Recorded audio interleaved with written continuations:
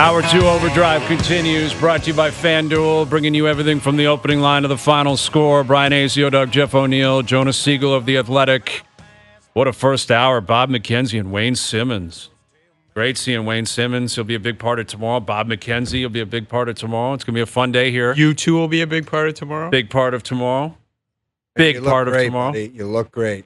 I feel good, man. I owe this guy everything, man. I was talking about it on Jay last night. You see they played that? No. Jay and I were talking before. Because Onright said, as far as I know, unprovoked, unless you sent him a message. I did not.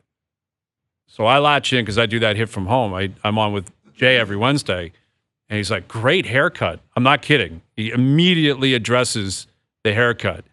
And I told him the story. I'm like, I got to give a shout out to He's been asking me forever. I got to go see his guy, Prime Time. I'm like, Prime Time, he's the Gretzky of barbers. I'm not kidding you. Like, he's this legendary barber where you got to have an in to go see him. Oh, yeah? You have a barber hookup? He's got a hookup. That's pretty This good. guy, he only let me in. He only got me in because we've been friends for a long time. But this guy went to I looked at him. He came around the corner and I said, welcome to the National Hockey League.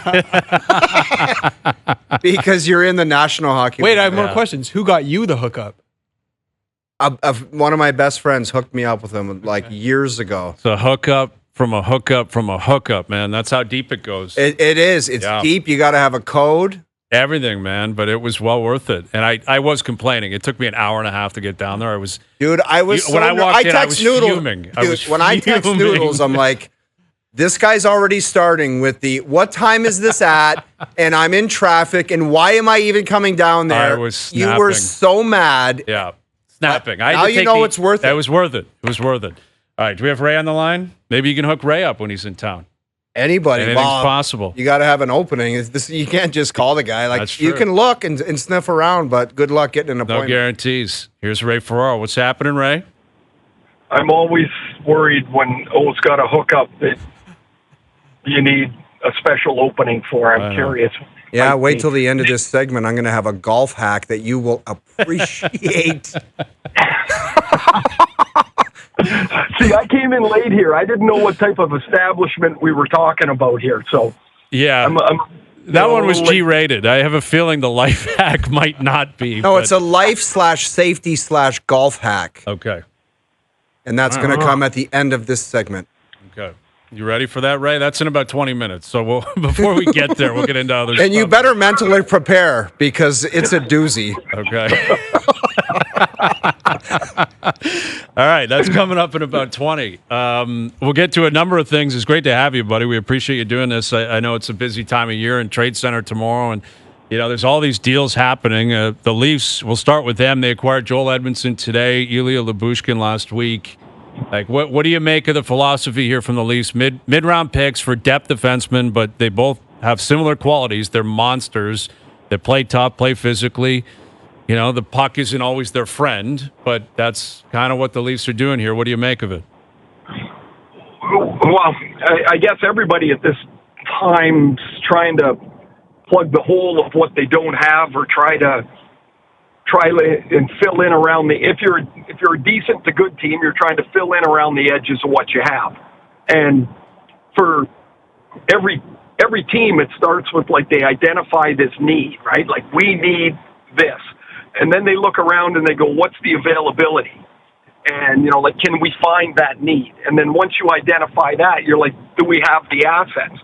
So for the Leafs, it's pretty easy to see what the need is. It's pretty easy to see whether there's availability, and then you get to the asset part, and you're like, oops, yep, we got to back off, right? And it's not, I know people get frustrated and almost, I'm reading a lot, and how fans get frustrated in different markets because their team isn't doing what seems to be really obvious, and it becomes the third part of it. It's you don't have the assets, or you're not willing to part with the assets at that time.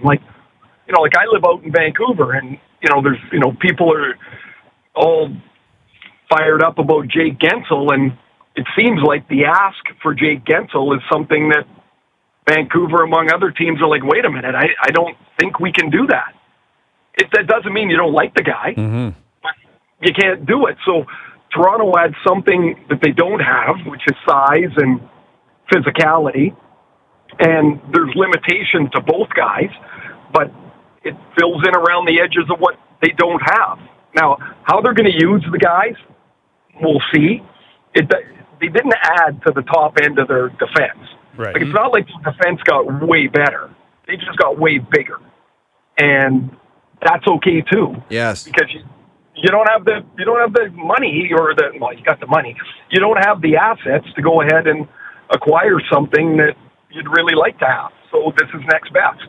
So, Ray, I think like somebody listening, a Leaf fan, would want to understand or just try to see what the Leafs are. What would you say this approach is? We're just going to kind of nibble at this right now and then try to reshape it in the summer, however you could do that? Or, like, what should the Leafs fans think of this kind of deadline period for the Leafs? Well, I think it is like honestly, because of what's been done prior, you only have the picks and prospects that you have. And there were some swings taken that ended up as strikeouts, right? Like the first round pick for Nick Foligno is a strikeout.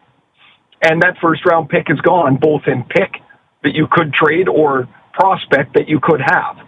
And you can go over the last few years, and there's a lot of futures that were blown away.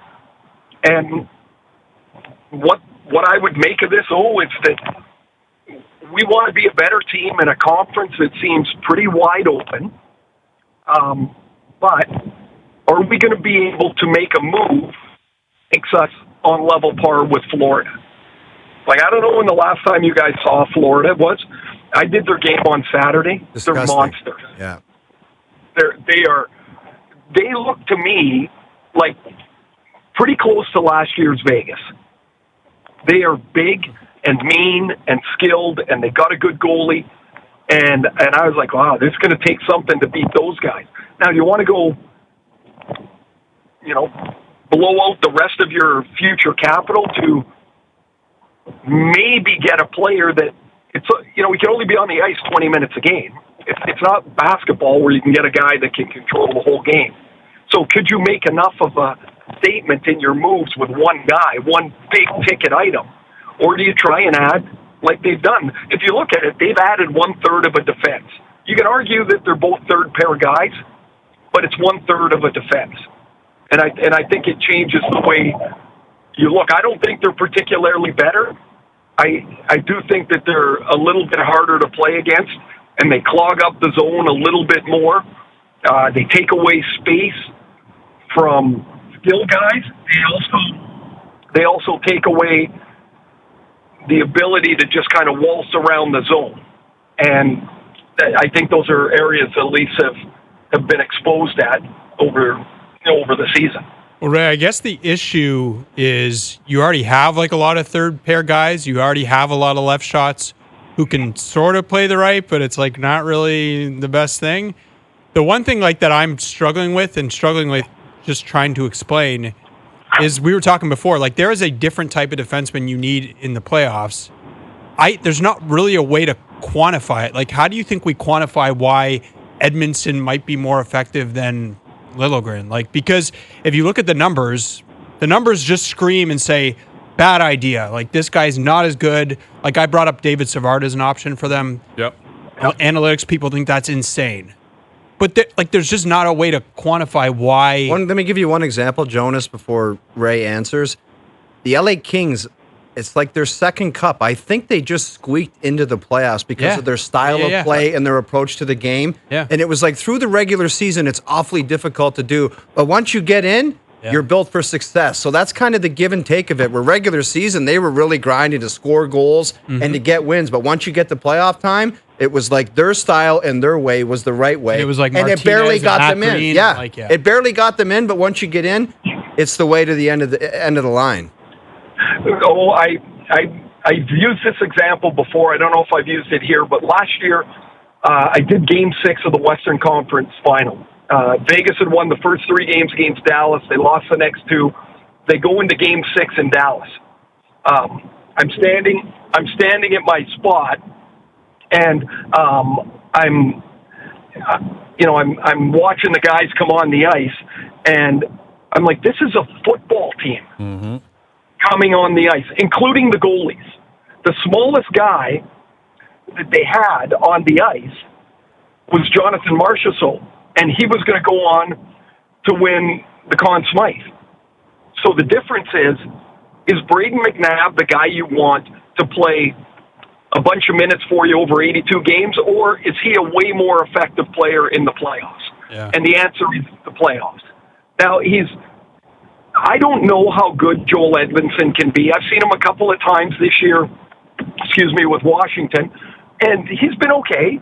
Like he comes exactly as advertised, that he's big, he takes away space, he's got a little bit of he's got a mean streak to him, like he'll play with some, with a little bit of grit and a little bit of nastiness, but he's, somebody said earlier, I think Hayes, you did, the puck's not exactly their friend all the time. The problem the Leafs have had is marrying that high-end, top end of their roster with the other parts of it. They've never really been able to find the right give and take to that. That you can't have 20 skill guys because you can't afford them, because they put up too big of numbers and you can't pay them, and you can't have 20 guys that need a bucket to carry the puck.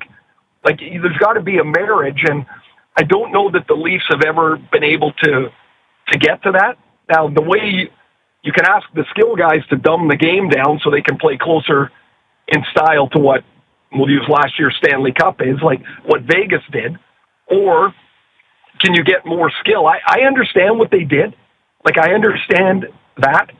I just, my feeling is you can't reshape the roster enough right now that I would have thought maybe the way to go is to add another skill guy. Like, you can't add enough toughness. You can't add enough size, enough grit to make a difference, I don't think, until season, when you can reshape the roster. And so I just think that's the conundrum that the Leafs find themselves in.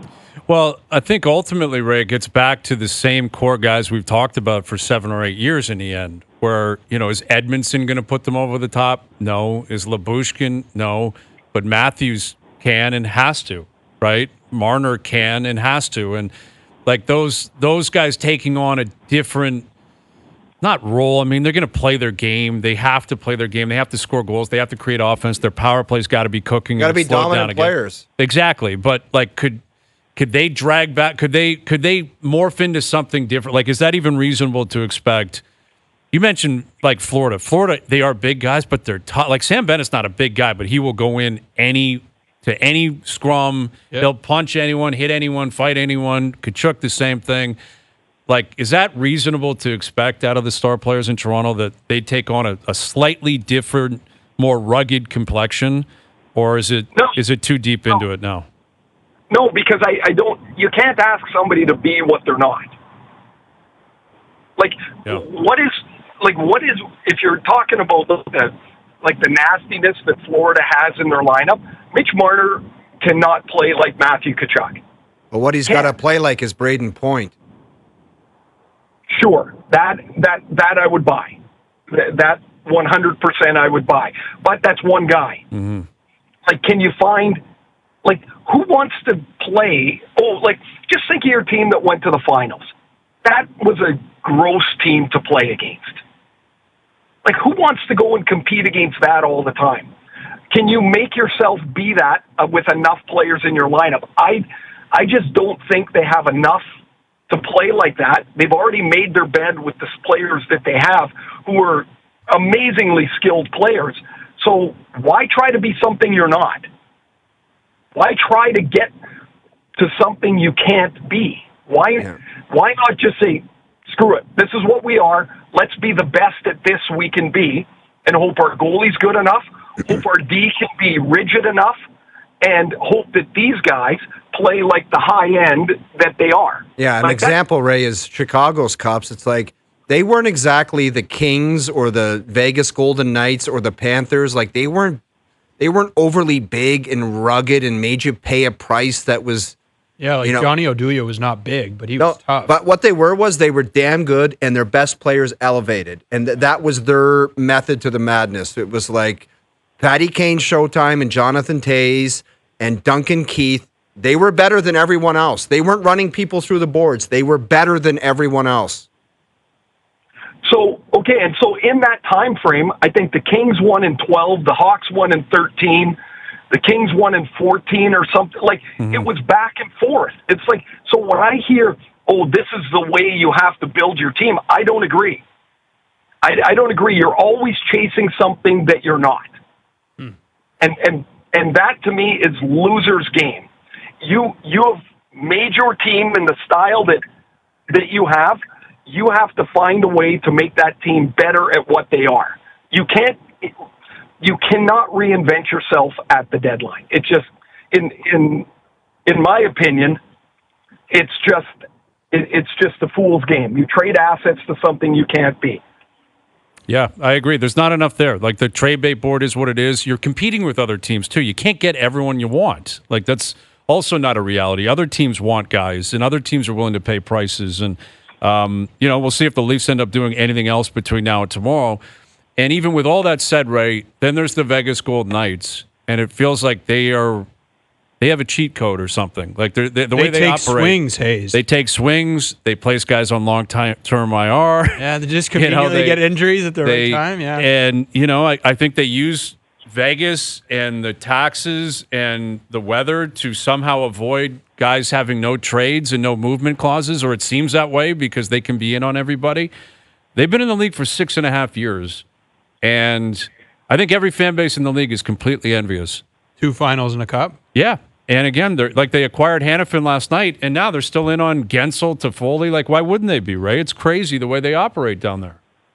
I don't. Well, I guess some of it is they're fortunate that they can use LTI the way they do, right? Like that's fortunate. However, you need guys to get hurt at the time of the year to get them into LTI to not be eligible until the playoffs, and then I don't know, what have they spent this year? Are they at $95 million? Got to be close. Mm-hmm. By the time it's all said and done. Like, Leonard's on LTI. Right, so there's another $5 million that they're paying that doesn't matter, but they can use that LTI space.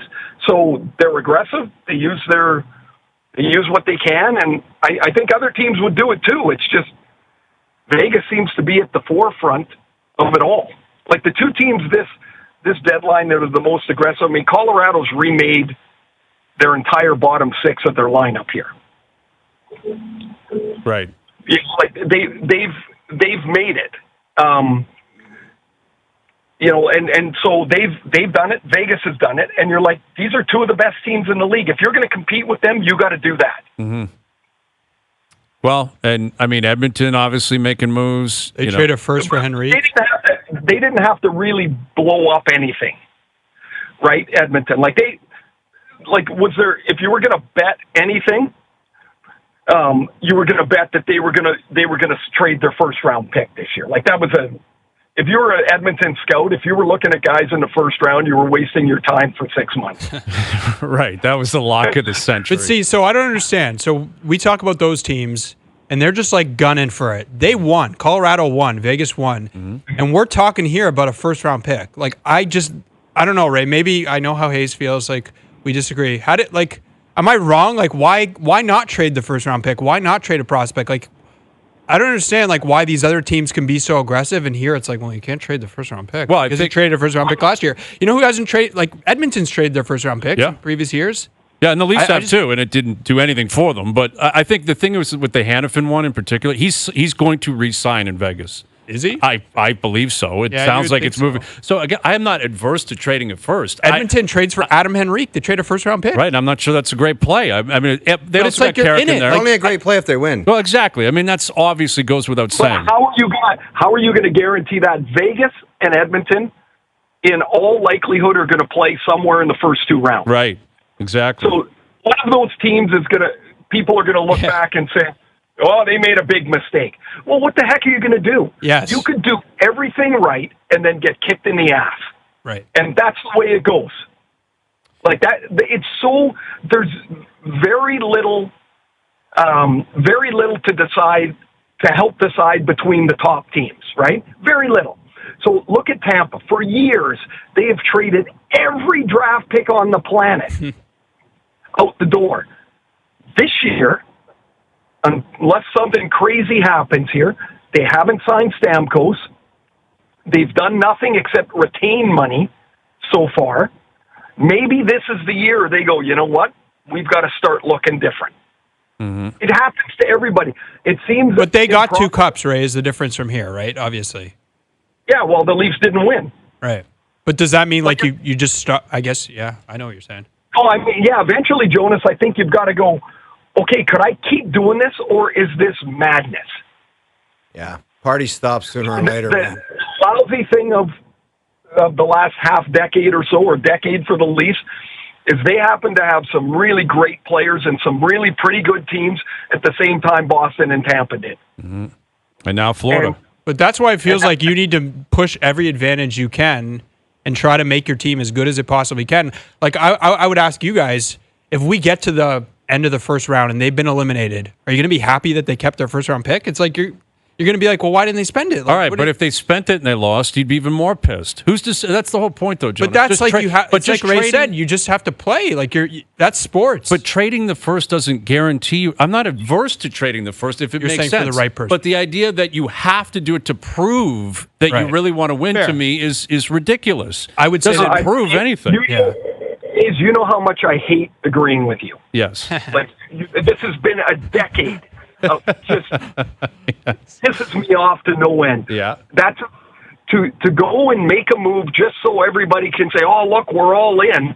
That's foolish, right? Because at your core, you know if that move is really going to help you or not. Like, if everybody says you need to add a defenseman, everybody in the media, every talking head says you got to add a defenseman. A certain type of defenseman. Do you not think they know? Like they got 42 assistant general managers. They've got a general manager. They've got an analytics department the size of a small city. Do you not think that they know? Of course they do. You just can't find him sometimes, and at the price that you want. And maybe, like I think we might see, maybe the first round pick wasn't enough, and they don't have enough prospects to at least move forward. There's one other thing here, and I could be miles off here. There is a new president coming in of MLSE, correct? Correct. Who knows what his thought is on this whole thing? That is hanging over the organization, and nobody knows the answer. Right. And I can give you one guy that's thinking about it daily, and it's Brendan Shanahan. He has to be. I would think Masai Ujiri's thinking about it. I would think, Manning's thinking about it. All these guys are. Like, we all think about when our boss scratches his ear. Yeah. Right? We're like, oh, I wonder what that really means. Well, now there's a new boss. Yeah. Could be a change of pace. Right? It theoretically could be a different view of the immediate future. And it's something we would never know. Well, here's one thing we do know is that the O-Dog has been preparing a golf life safety hack, and we've been waiting for this since 4 p.m. Do you want to reveal this to the world? Yes, Ray. I've been on a journey the last 4 months to getting to my playing weight, and it's been a great turnaround. I'm getting really healthy, working out a lot, dropping a ton of weight, and with that comes different options for outfits. And this summer, I am going to be able to wear a pair of white pants and white shorts. So I'm not doing this safety tip, life hack, golf hack, because of my own issues. It's because of scar tissue and things I've seen golfers on television and in person. Okay. It gets hot. Somebody bends over to grab a ball out of the hole, and it's a yard sale. And I don't want to be that guy. So what I did, Ray, I bought a snack pack of Calvin Klein's, a 3-pack, a gray, white, and black, and I brought it to my alterations lady, and I only brought the white and the black, and I said, these white ones are for golf. Please cut and triple stack a strip to put. Because I'm not going to be that guy if I bend over to get my ball after making a birdie. And I said, triple stack it so there's never an issue. And she, without a hesitation, looked at me and said, not a problem. I privately think when I went to my car, she wanted to light it on fire. But this is just precaution, and I'm not going to be that guy. And I think I'm going to start selling them. I think that's a brilliant business idea. It is. A triple stack patch. On a white pair of pants. No, a white pair of Calvin Klein boxers. Oh, the stack on the boxers? Yeah, it's not on the pants. It's. Okay, I got a question here. I thought I clarified that. No, I thought you meant like on the pants. So you're talking. I thought you were sewing the underwear onto the pants. I thought the same thing. These are a white pair of Calvin Kleins with a triple stack patch embroidered. Embroidered in it. Into the underwear. Super underwear. Super underwear. Do they not call that depends? Yes, that's exactly. No, Raymond. O-pens. No. Those are the O-pens. Like I said, it's about style, it's about safety, and it's just about enjoying golf. Wow, man, you must love those pants. I'm just going to say this. I'm really, honestly, very happy for you that you've dropped the weight and you're feeling good and trimmed up and stuff. But the thought of you waddling down the fairway in white pants really doesn't make me think we should get in the foursome anytime soon. Well, I'll tell you what. Now I'll be confident and I'll be just strutting like Tiger at Augusta. You're gonna be like the Charmin Bear, just cruising around West. Dude, I'll be doing bent over toe touches as a stretch because I'm confident. You're going to look over to the third tee, Hayes. You're going to. Do you know when the guy bends over and does the driver behind the head?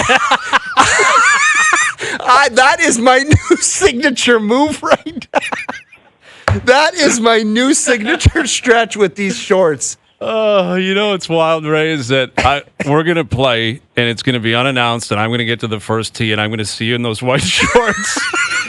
I'm going to be like, you have 3 layers of underwear on right now.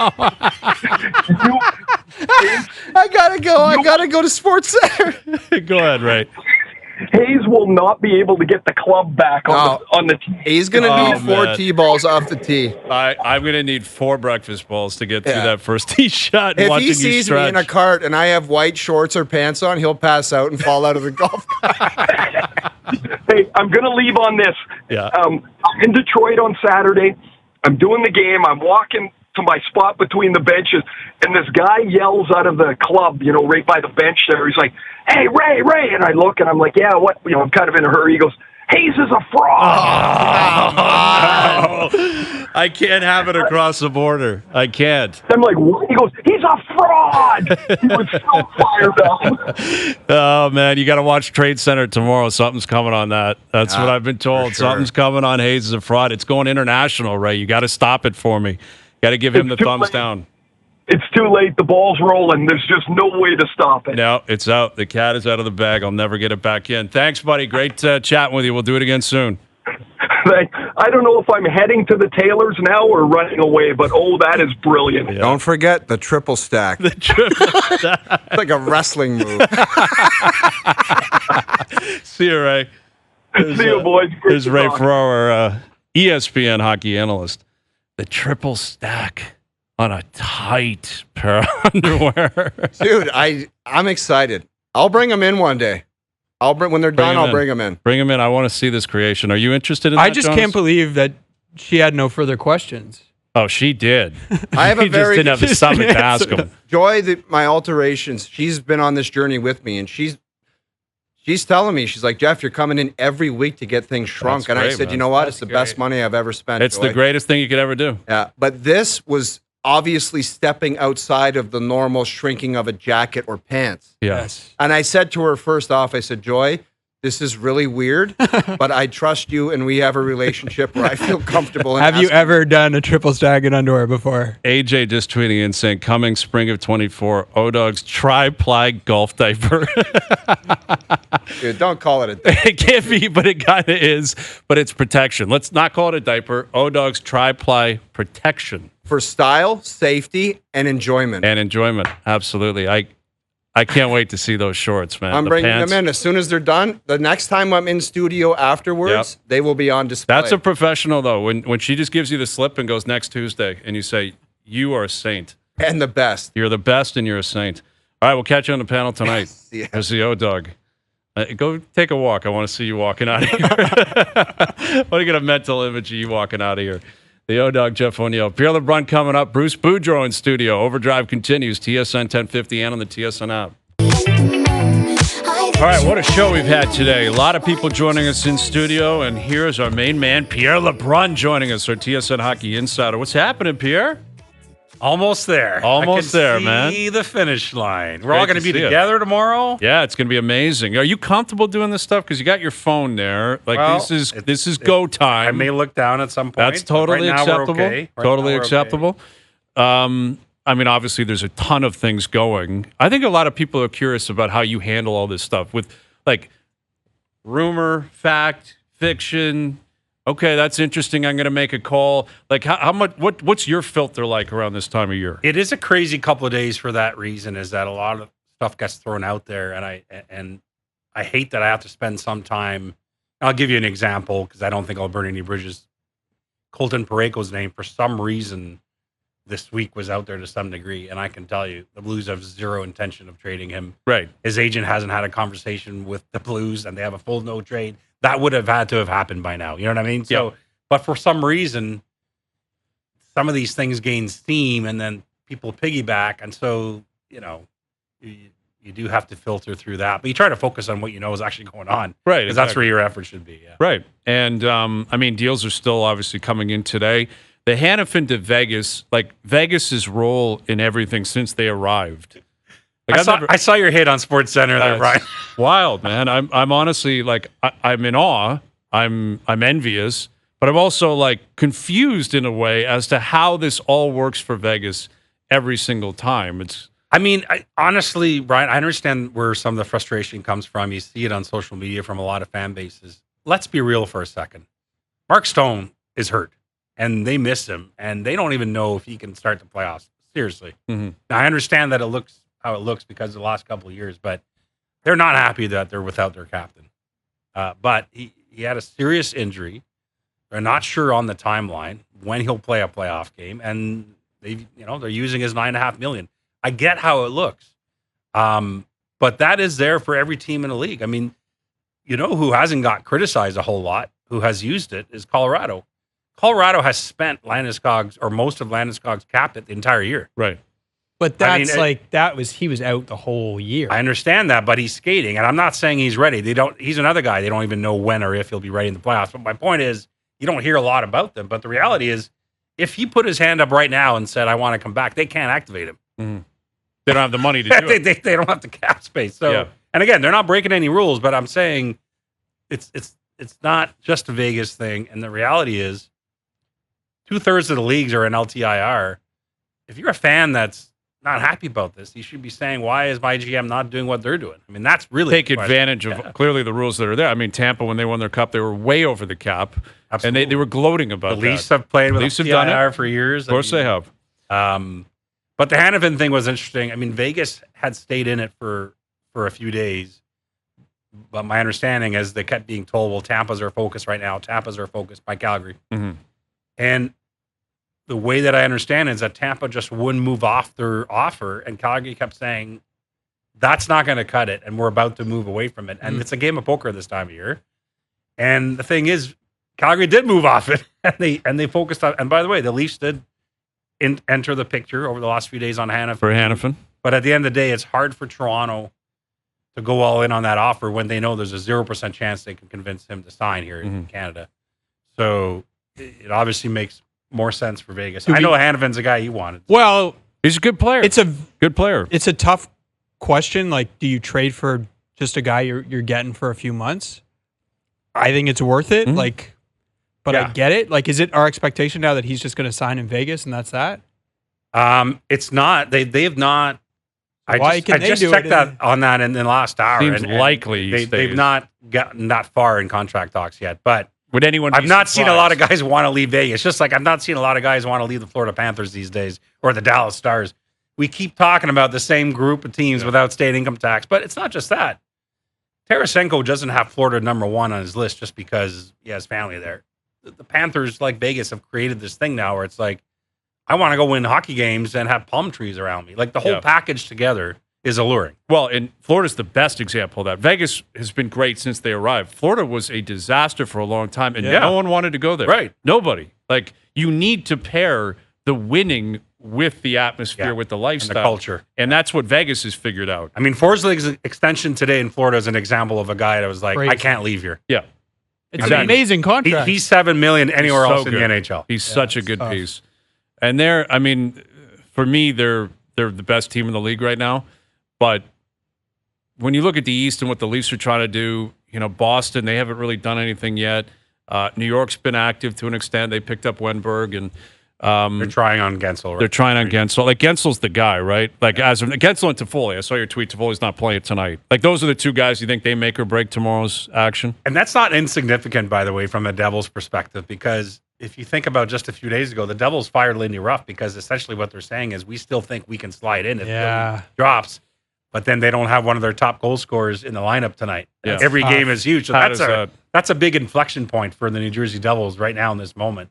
But they can't have him get hurt when they're fielding trade calls on him. Right. And they still have to make a final call, I'm told, inside that front office. Well, are we trading him? Isn't that an interesting debate for teams like Guentzel or Toffoli?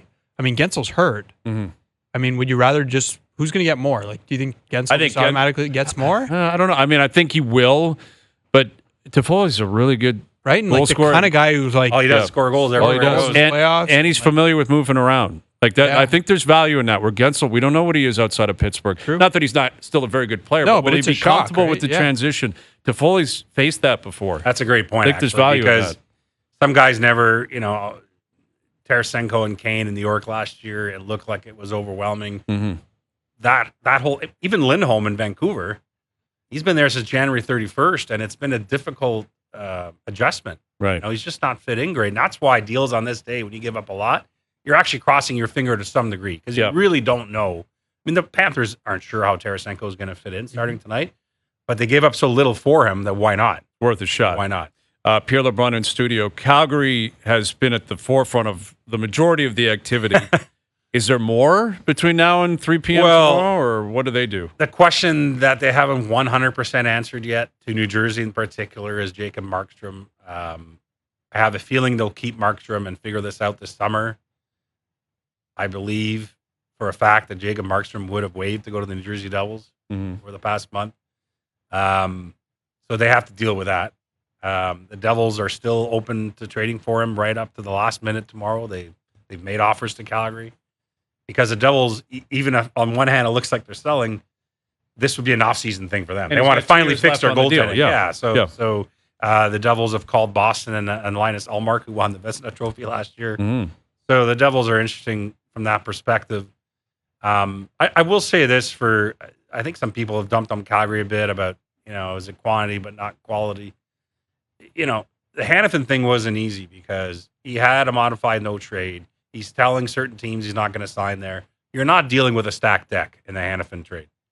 I think Tampa thought their offer, which I don't think was that great. I think they thought they had the inside their track. gamble was that they thought they would get him because they knew that he wanted to be there, but it wasn't a good. My point is, it's like Ottawa got dumped on too for Tarasenko.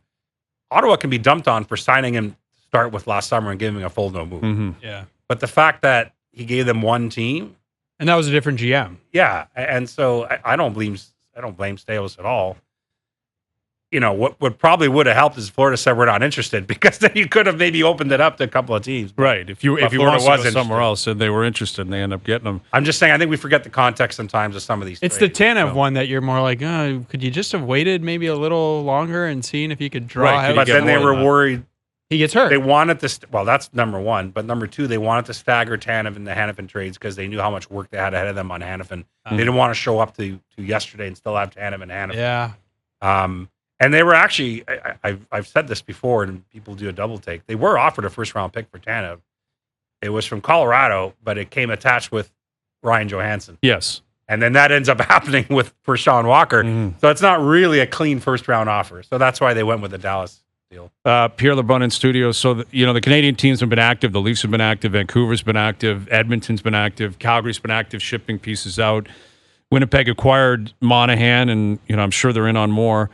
They'd like another forward. Yeah. Ottawa traded Tarasenko. I'm curious, Ottawa, Montreal, like those two teams, they're out. They know they're out.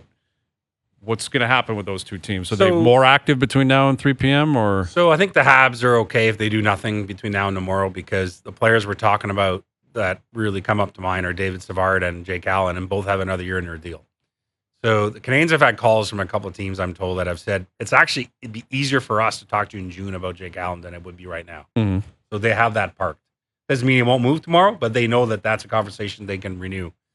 David Savard is a really tricky one for them because he is beloved in that room. And I know that you'll probably roll your eyes, but when they traded Sean Monahan, that devastated that dressing room, even though the rest of us are like, first round pick. Got to do it. Yep. But that team is trying to turn it over the next year or two.